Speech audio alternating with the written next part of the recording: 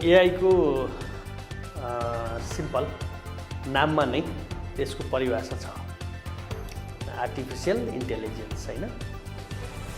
पहिला चाहिँ मान्छेलाई चाहिँ साधनहरूले सघाउँदै आयो, मान्छेको कामलाई सहजता बनाउँदै लिएर आयो, तर त्यो ब्रेनको तहमा छिरेको थिएन। ब्रेनले गर्दाखेरि मान्छेलाई चाहिँ साधनभन्दा अब्बल बनाइरहेको थियो। ह्युमन चाहिँ त्यसमा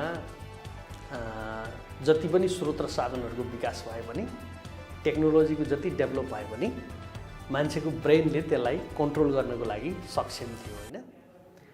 अब अहिले एआई भन्ने चिज आएपछि चाहिँ त्यसले चाहिँ अब मान्छेले ब्रेनले गर्ने काम पनि गर्न सक्ने भयो, अथवा मान्छेको ब्रेनले गर्ने जस्तै गरी चिन्तन गर्ने काम, विश्लेषण गर्ने काम, सूचनाहरू सङ्ग्रह गर्ने, भण्डारण गर्ने, यी सबै चिजहरू चाहिँ अब एआईले गर्ने भयो, जसलाई हामी भन्छौँ यान्त्रिक मस्तिष्क भनौँ न, सिम्पल भन्दा। त्यसलाई चाहिँ हामी आर्टिफिशियल इन्टेलिजेन्स अथवा एआई भन्छौँ।